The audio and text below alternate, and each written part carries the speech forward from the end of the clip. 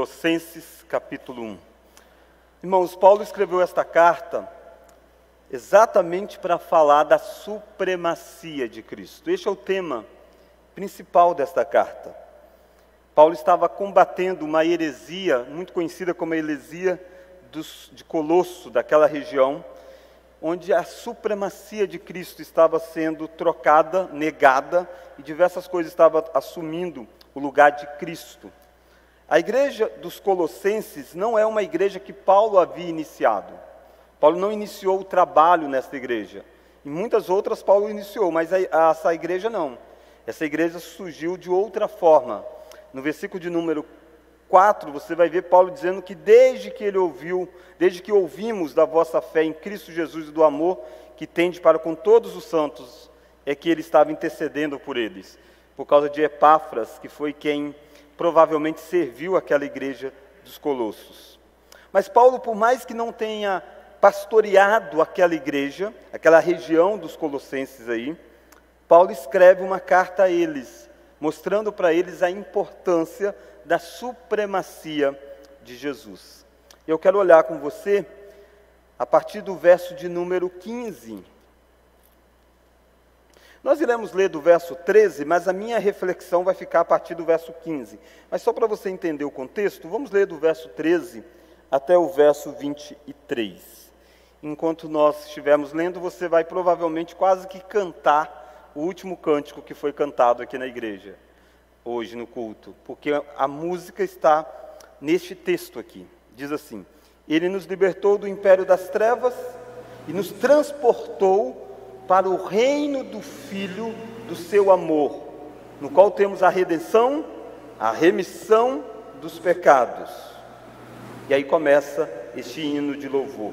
Ele é a imagem do Deus invisível, o primogênito de toda a criação, pois nele foram criadas todas as coisas, nos céus e na terra, e as visíveis e as invisíveis, sejam tronos, sejam soberanias, quer principados, quer potestades, tudo foi criado por meio dele e para ele. Ele é antes de todas as coisas, nele tudo subsiste. Ele é o cabeça do corpo, da igreja.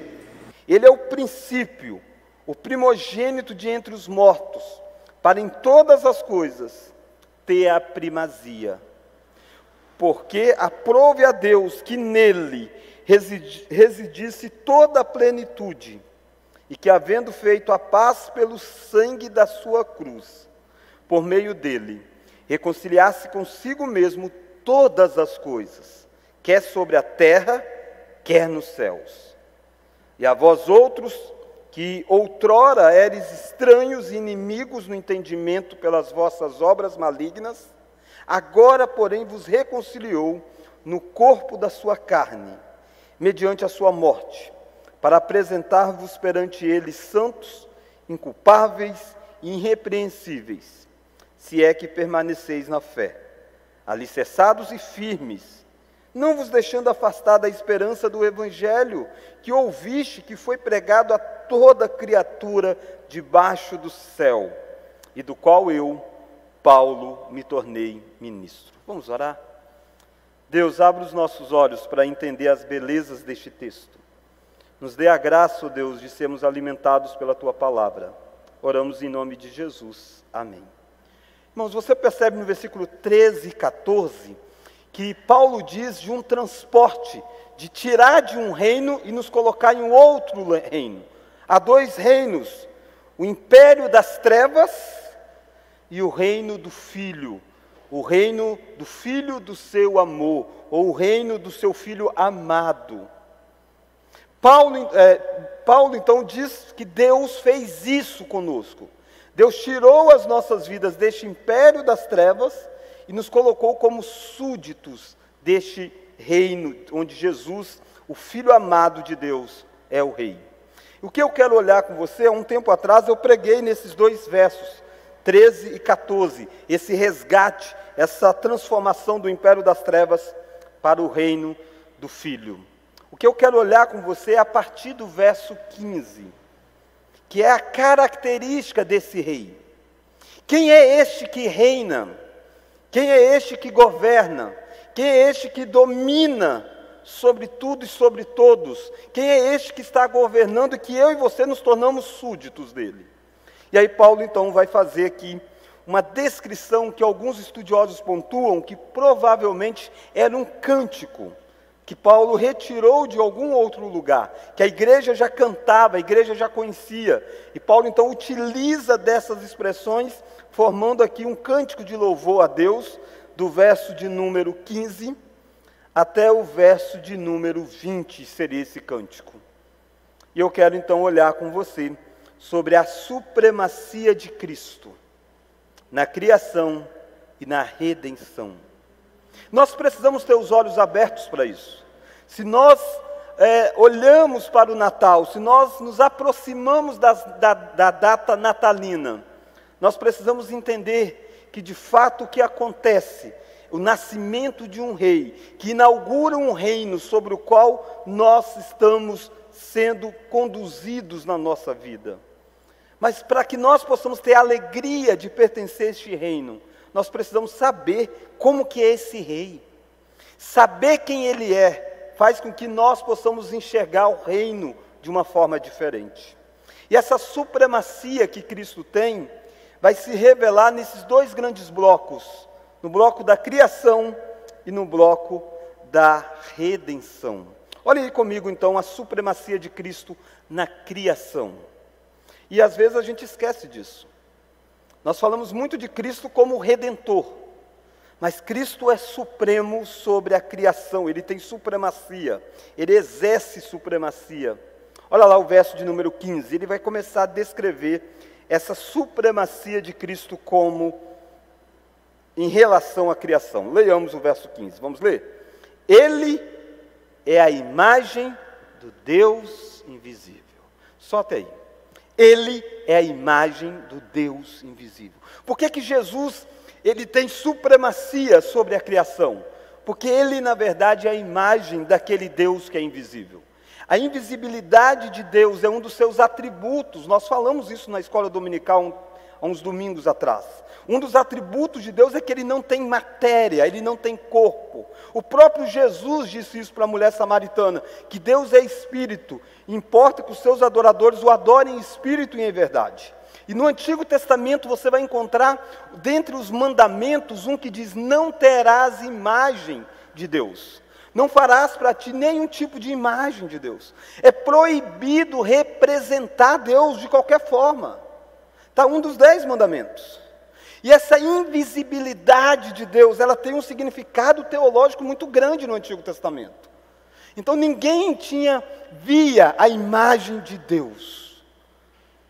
Ninguém conseguia ver Deus. Embora as outras religiões tinham imagem dos seus deuses. Os outros povos poderiam dizer, olha, este é o meu Deus. E mostrar, apresentar para as pessoas. Desfilar este Deus diante das pessoas. Israel não. Ninguém conseguia ver, não tem nada. Há um significado teológico muito grande sobre o fato de Deus ser invisível e ninguém poder ver. Mas de repente você vai para o Novo Testamento. E o Novo Testamento mostra no Evangelho de João, no capítulo 1, que nós lemos na abertura deste culto, que o Verbo se fez carne. Isso causa impacto em um judeu. Porque em Israel, quando Israel chegou para receber a lei de Deus, em Êxodo, eles vão dizer que eles não viram aparência nenhuma de Deus, só uma voz. Só uma voz. Mas agora, Deus tem uma forma, o Verbo se fez carne. O Natal é nada mais do que a encarnação do Verbo. E não é que o Verbo toma uma forma. Não, o Verbo se faz carne. Sem deixar de ser o Verbo. Mas agora pode ser apalpado, tocado. Por isso que João mesmo vai escrever na sua carta dizendo que nós o apalpamos, nós tocamos com respeito a Ele. Eles podem olhar o rosto de Jesus. Eles estão olhando e vendo a Deus. Aquilo que Moisés pediu, Senhor, mostra-me, quero ver o Senhor. E Deus disse para Moisés, não, vou mostrar só a minha glória de lado. Só vou passar em volta, você vai ver a minha sombra. Deus está tomando uma forma, uma manifestação, e ainda assim essa manifestação passa rápido. E agora não. Agora as pessoas podem tocar em Deus. E Paulo está dizendo, Ele, Jesus, é a imagem do Deus invisível. Percebe? Esse título que Jesus tem, que Paulo traz aqui, mostra a supremacia de Jesus. Ele é a imagem do Deus invisível. Por isso que ele disse, quem vê a mim, vê o Pai. Olhar para Jesus era olhar o Pai. Tocar em Jesus era como se tocasse no Pai. Ele é a imagem. Mas quando você pensa no significado de imagem, você olha para a criação de Deus em Gênesis. Gênesis capítulo 1, Deus cria as coisas. Deus cria animais, Deus cria seres, árvores, Deus cria os astros celestes. E pensa que na cultura em que o povo estava saindo, a cultura do Egito, o sol, os astros celestiais eram divinos. E Moisés escreve, dizendo, não, foi Deus quem criou, e mais, eles não são nem a imagem de Deus. A única coisa que é a imagem de Deus que foi criada, está lá no 6º dia, quando Deus cria o homem. Aí Deus diz, vamos fazer a imagem, a nossa imagem. E Adão é a imagem de Deus. E Adão é para representar Deus na criação. Deus dá a Adão o direito de governar sobre a criação. Deus é o Criador, Deus faz uma imagem de si, que é Adão e Eva, e diz para eles, governa sobre a criação. De certa forma, a criação, ao ver Adão e Eva, eles estariam vendo um pouco sobre quem Deus é. Eles estariam vendo a manifestação de Deus através da imagem de Deus. Mas Adão e Eva, você sabe a história. Vocês sabem que eles quebram a lei de Deus. E é terrível você ver que a imagem e semelhança de Deus não consegue refletir nem obediência. Mas a Bíblia diz para nós que há um segundo Adão, uma imagem totalmente perfeita, que é Jesus Cristo.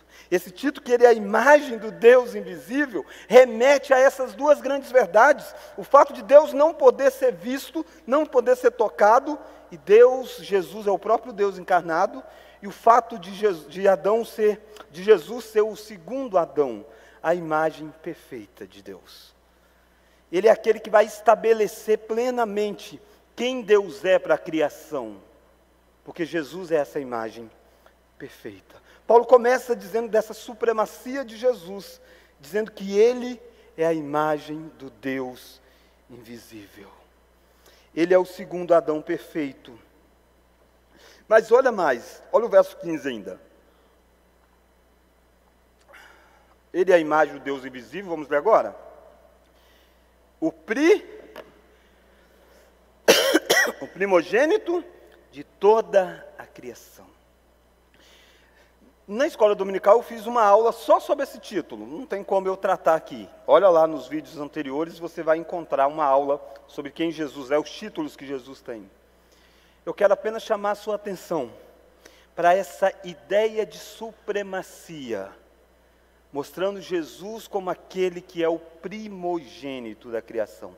Primogênito tem um contexto de ser o primeiro, mas tem um status na cultura judaica. Não é apenas aquele que nasce primeiro, um filho primogênito, mas primogênito era aquele que herdava a maior parte. Primogênito era aquele que governava.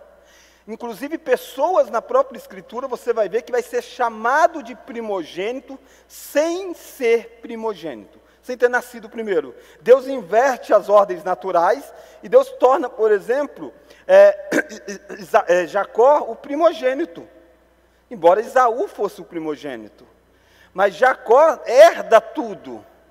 Jacó vive como primogênito e ele é tratado como primogênito. Então, primogênito tem a ver com status. Aquele que governa todas as coisas. Aquele que tem a supremacia. E Paulo está dizendo que Jesus é o primogênito do quê? Olha aí comigo. De toda a criação. Às vezes a gente acha que Jesus, a obra dele começa na redenção apenas. Não.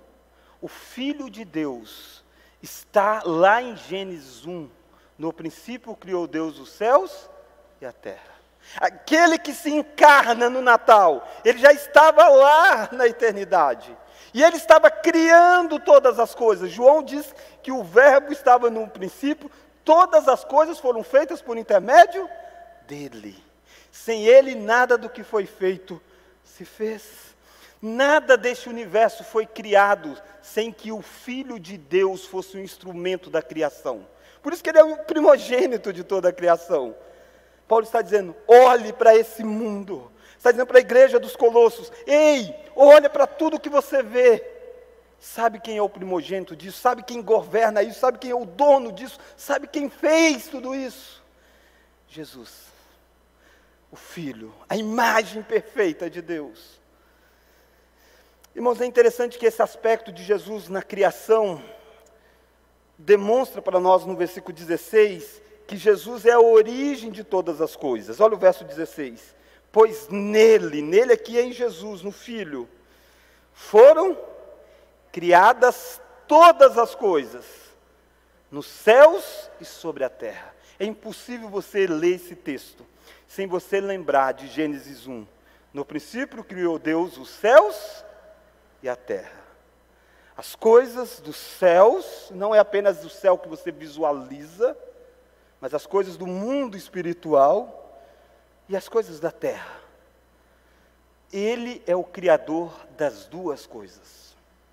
Os anjos, a criação angelical passa pelo Filho, passa pelo significado do Natal. Aquele que vai se encarnar numa manjedoura, que não vai ter lugar na estrebalia. Aquele que, de repente, parece que é desprezado. Aquele que diz, eu não tenho onde reclinar a cabeça. Ele é aquele que criou todas as coisas. Olha que Paulo vai mostrar essa ideia de céus e terra, ampliando esse significado, mostrando, olha lá o verso 16. As visíveis, vamos ler agora? As invisíveis. Visíveis, coisas matéria. Mas as coisas invisíveis também foram criadas por Jesus. Sejam tronos, sejam soberanias, quer principados, quer potestade, tudo foi criado por meio dele e para ele. Ele é um instrumento através do qual toda a criação veio à existência, mas ele também é a meta de toda a criação. A criação é feita por ele e é feita para ele. Todas as coisas. Você diz, quais, pastor? Todas, visíveis, invisíveis, trono, soberania, anjos, principados, potestades, anjos bons, anjos maus, todas as coisas. Ele tem a supremacia sobre toda a criação. Quando ele diz que ele é o rei, ele não está dizendo qualquer coisa. Quando nós dizemos que nós somos filhos do rei, isso não é um chavão. Isso é uma declaração de quem entende que nós pertencemos ao reino daquele que é dono de todas as coisas.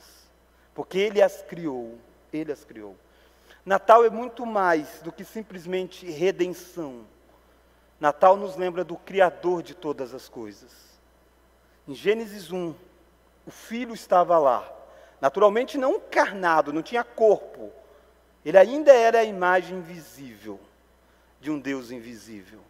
Mas ele vai ter corpo e vai nascer, vai crescer. E aquele que é o Criador vai se sujeitar.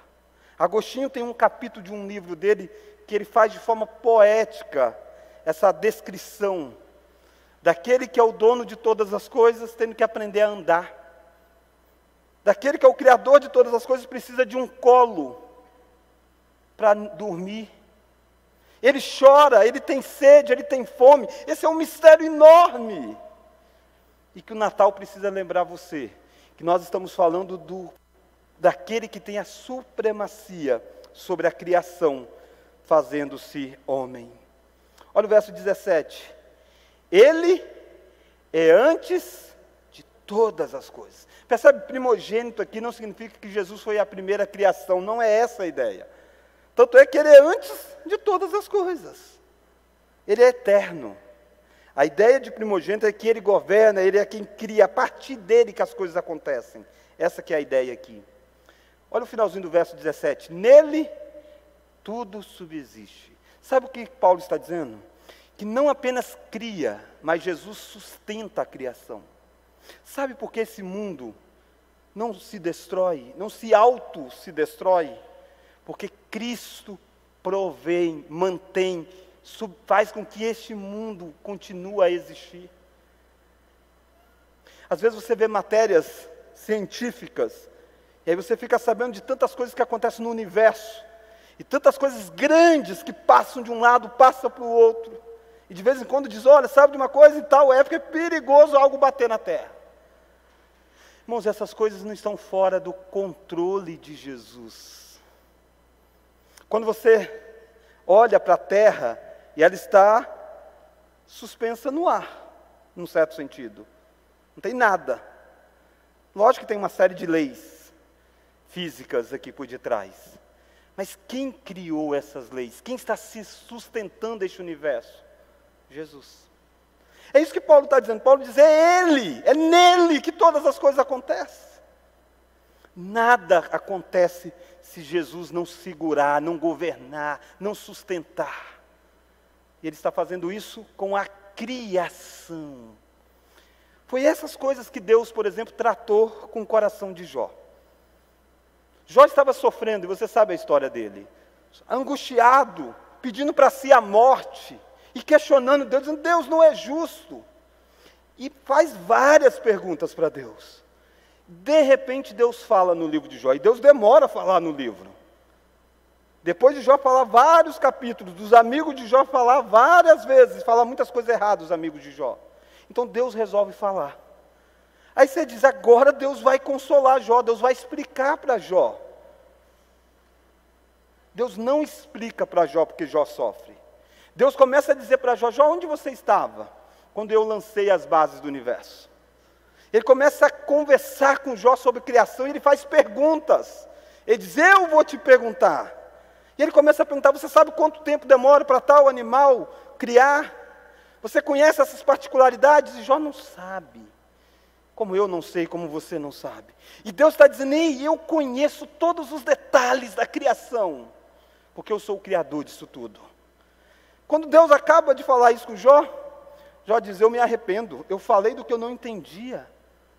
Jó não está mais querendo saber por que ele está sofrendo. Jó está dizendo, ei, Deus é o criador desse universo todo. Anos depois, Paulo está dizendo, Ele é antes de todas as coisas, nele tudo subsiste. Irmãos, eu gostaria que você lembrasse na primeira lição que Jesus, Ele tem supremacia sobre a criação. Na igreja dos Colossos havia uma dicotomia muito errônea, de que o pecado estaria na matéria, nas coisas materiais, e que o espírito seria algo mais santo do que a matéria. Isso ainda está muitas vezes na nossa vida hoje. Uma filosofia grega influenciou muito isso. E nós às vezes temos essa mentalidade. Quer um exemplo disso? Quantas vezes eu falo e você também fala, Jesus salvou tantas almas. Jesus não salvou só a alma, Jesus salvou o sujeito todo, é o indivíduo todo. Cristo, Ele tem supremacia não sobre coisas do mundo invisível, mas também das coisas do mundo visível. A criação, ela pertence ao próprio Criador, que é Jesus Cristo. Mas eu quero chamar a sua atenção para a segunda lição. Se a primeira lição é a supremacia de Cristo sobre a criação, a segunda lição e última lição é a supremacia de Cristo na redenção.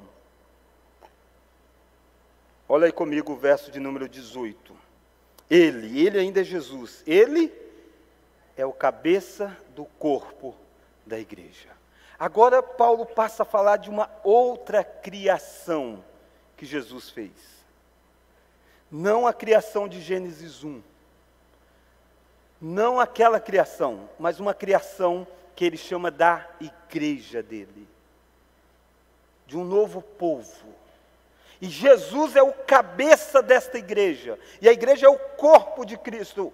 De certa forma, Jesus é aquele que tem a supremacia sobre este novo grupo que ele está fazendo na história.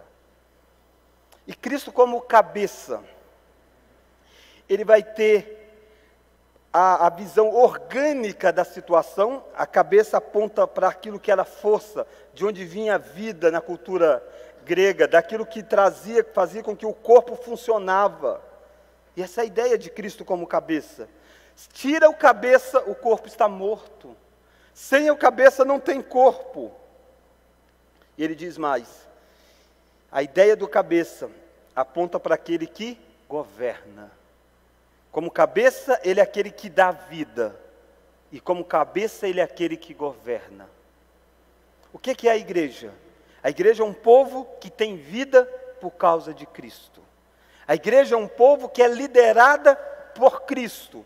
Por que isso? Porque a gente quer? Não. É porque Ele tem a supremacia. Ele é o cabeça. Não é nós quem o colocamos como cabeça. Não é nós quem entronizamos a Cristo. Ele está nessa posição. Perceba aqui que não há nenhum líder religioso que é o cabeça da igreja. Nós divergimos frontalmente com uma linhagem da religião que diz que existe um líder supremo sobre o povo, que é o cabeça da igreja. O supremo pontífice da igreja. Não. Esse lugar é de Cristo. Ele é o cabeça da igreja. Mas já parou para pensar, quando eu e você queremos organizar a igreja, a vida da igreja, centralizar a vida da igreja, em qualquer outra coisa que não seja Cristo, perceba o que nós estamos fazendo. Quantas igrejas crescem, se desenvolvem, fazem diversas coisas, mas você não consegue saber qual que é o centro daquela igreja, sobre o que aquela igreja vive, qual que é a essência daquela igreja. Você às vezes não encontra Cristo lá. E aí tem algo muito sério acontecendo. É como se você quisesse decapitar a cabeça do corpo. Quando você quer que não seja Cristo o cabeça sobre os jovens, sobre as crianças, sobre os adolescentes. Não adianta, irmãos, nós reunimos, formamos um grupo que vai viver sendo nutrido, sendo mantido por qualquer outra coisa que não seja Cristo. Cristo precisa ser o centro da pregação, Cristo precisa ser o centro das músicas, Cristo precisa ser o centro das programações, Cristo precisa ser o centro de tudo da igreja, porque Ele é o cabeça da igreja. Ele que é. Você diz, mas e se isso não for suficiente para manter a igreja? Você não está crendo na supremacia de Cristo. A igreja de Colosso estava fazendo isso, estava tirando Cristo e acrescentando religiões místicas, diversas outras heresias, acrescentando coisas, colocando mais uma, mais duas, mais três cabeças no corpo que só pode ter uma cabeça, que é Cristo. Cristo tem a supremacia na redenção, porque Ele é o cabeça da igreja. Porque Ele é o primogênito dentre os mortos. Olha aí o versículo de número 18 ainda. Ele é o cabeça da igreja, Ele é o princípio, vamos ler agora? O primogênito de entre os mortos, para em todas as coisas ter a primazia. Percebe que a palavra primazia é importante. Ele é o primogênito dentre os mortos. Ele é aquele que tem autoridade sobre a morte. Ele é aquele que venceu a morte. Ele é o primeiro que a venceu definitivamente. Ele é aquele que inaugurou uma nova era em que a morte não tem mais poder. Se você pensa na primeira criação, se você pensa na primeira imagem e semelhança de Deus, que é Adão e Eva, e desde quando eles quebram com a lei, comem do fruto proibido, tem uma frase que passa a ser notória: e fulano morreu. A morte é a consequência do pecado. E aí vem a sequência de nomes. E às vezes você lê aquelas histórias, fulano viveu tantos anos, 700 anos, 800 anos. Aí você diz, nossa, como que o cara viveu tanto tempo? Você causa estranheza o fato de ele ter vivido tanto tempo, né? Na verdade, a estranheza não é de ele ter vivido 700, 800 anos. O que é estranho é que tem a frasezinha dizendo, e morreu. Adão viveu tantos anos, morreu. Matusalém viveu tantos anos, morreu. Noé viveu tantos anos, morreu, e assim vai. A morte reina sobre a primeira criação. Por mais grande, espetacular seja a vida de alguns grandes personagens de Deus, veio a morte. Há um ou outro personagem como Enoque, que Deus o chama para si, Elias, que sobe um carro de fogo, mostrando para nós de que, ei, tem como vencer essa morte, aguarde que vai ter o vitorioso sobre a morte. E ele nasce, que é a imagem de Deus, Jesus Cristo, que é o Natal. As pessoas querem matar ele, Herodes quer matar. E Deus o preserva com vida, e ele vai crescendo, vai se desenvolvendo, começa a fazer milagres. Aí você diz, será que esse vai vencer? Será que esse vai passar pela história sem sofrer o golpe da morte? E de repente a história causa um espanto se você não a conhecesse. Ele está sendo levado preso. Ele está sendo crucificado, e talvez você esperasse que em algum momento ele vai descer daí, porque ele é a imagem, ele é o primogênito, ele é quem fez todas as coisas. Mas nele não desce. E ele é pregado, ele é crucificado e ele é morto. Parece que acabou tudo. Parece que continua mais uma grande história. Esse era um grande homem, filho de José, filho de Maria, fez tantas coisas, viveu 33 anos e morreu. Mas 3 dias depois, ele ressuscita para nunca mais morrer. Ele é o primogênito dentre os mortos. E a partir daí ele diz que a morte já não tem mais poder sobre esse povo que ele está fazendo. Como assim, pastor? Nós não morremos mais não? Não, nós morremos. Mas para nós o morrer é estar com Cristo, o que é incomparavelmente melhor. E um dia todos aqueles que morreram em Cristo e que já desfrutam do paraíso com o Senhor, irá ressuscitar. Sabe por que isso? Porque Jesus é o primogênito dentre os mortos. Esse título aqui, que ele tem a primazia dentre os mortos, é a certeza para você nessa noite, que a morte não é o inimigo sobre o qual você não pode vencer. É muito comum frases dizendo, olha, não tem jeito, né? Para a morte não tem jeito. Tem jeito. O primogênito dentre os mortos, ele é o cabeça da sua vida, se você está na igreja.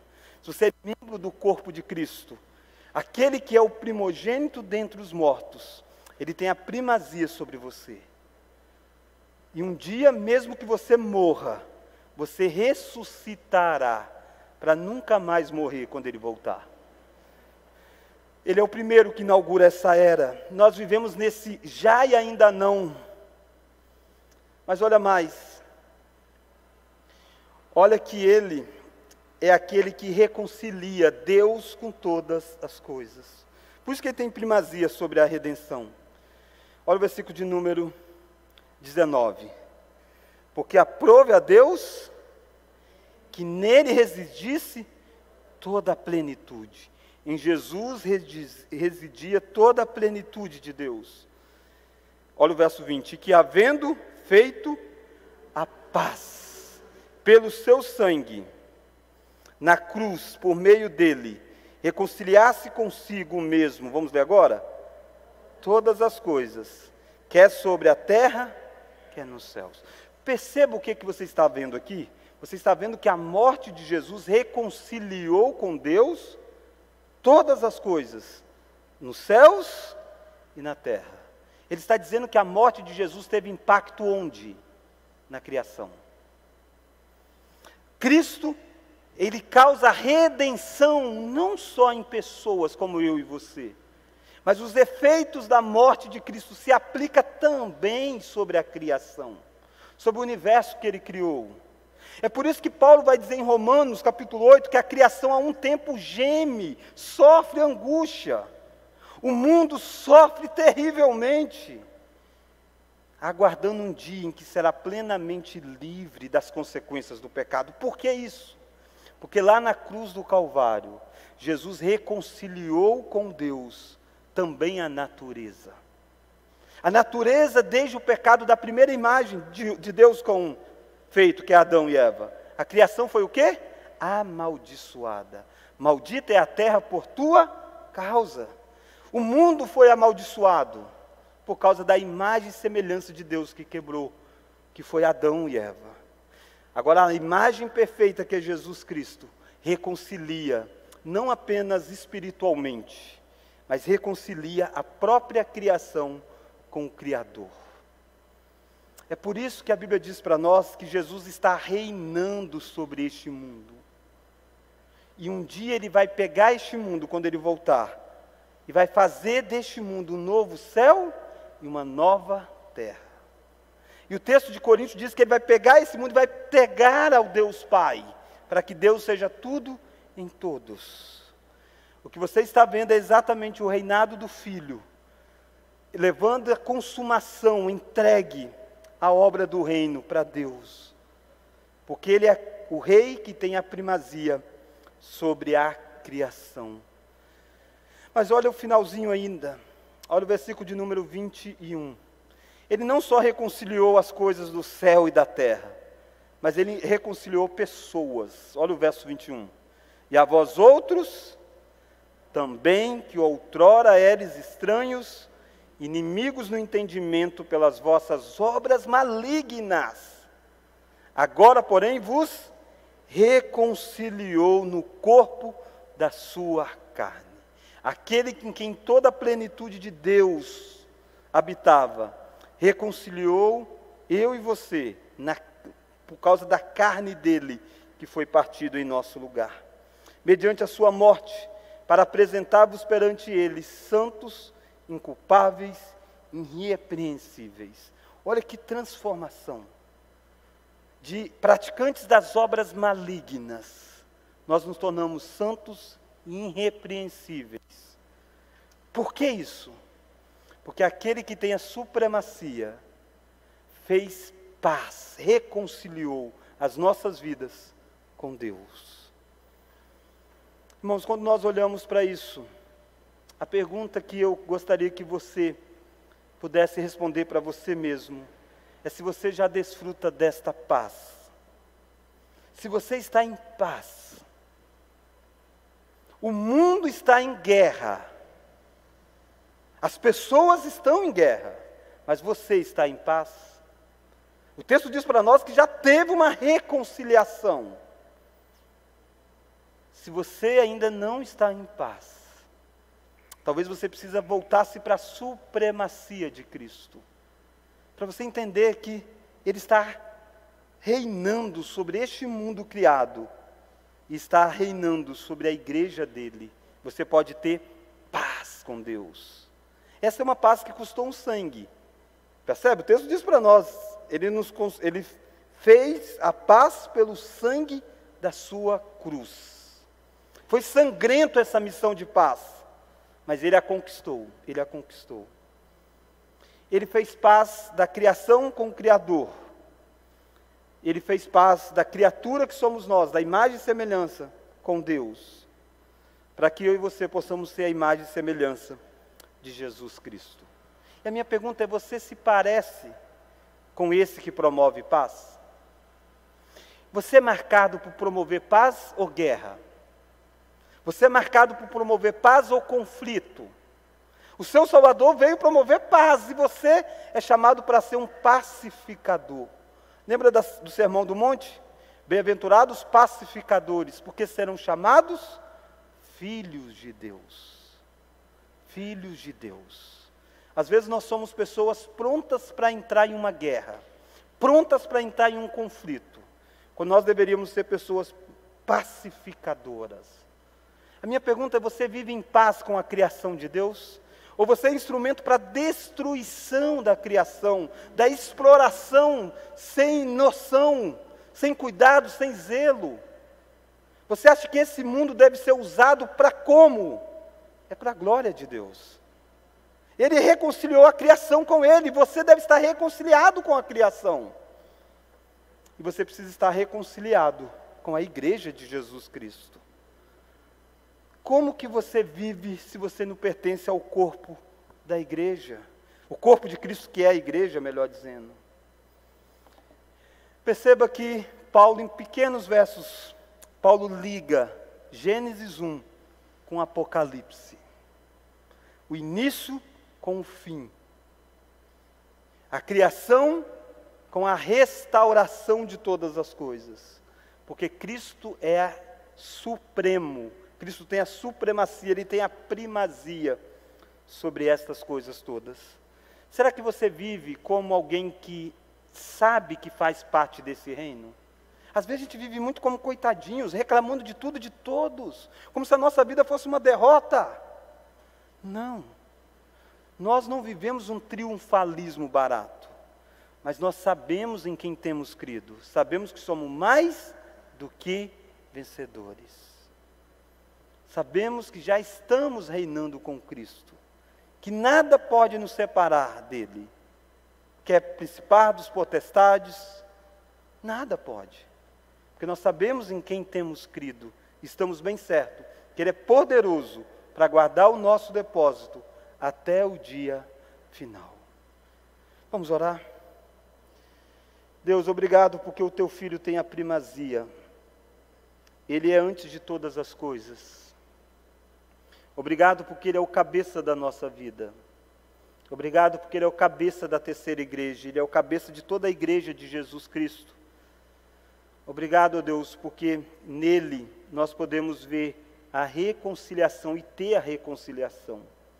Obrigado, ó Deus, porque nós vivemos em um mundo afetado pelo pecado, mas que já está em processo de restauração por causa de Cristo. Obrigado porque um dia os nossos olhos irão ver um mundo totalmente reconciliado contigo. Cada espaço deste universo refletindo perfeitamente as belezas e a glória do Criador. Conforme Isaías diz, nós vamos ver os animais mais antagônicos pastando juntos, vivendo em paz. Por que que nós poderemos ver isso, ó Deus? Porque o Teu Filho é quem tem a primazia de todas as coisas. Obrigado porque aprova o Senhor decretar criar este mundo, decretar criar as nossas vidas, decretar, ó Deus, fazer de nós um povo para que possamos usufruir dessas coisas todas que o Teu Filho fez. Obrigado, ó Deus, porque o Senhor está fazendo uma obra maior que muitas vezes nós esquecemos. O Senhor está nos tornando a imagem e semelhança de Jesus, que é a imagem perfeita do Senhor mesmo. Obrigado porque aquilo que Adão perdeu no jardim, Jesus Cristo reconquistou para nós. E um dia nós iremos desfrutar plenamente. E é confiados nesta obra de Jesus que nós oramos no nome dele. Amém.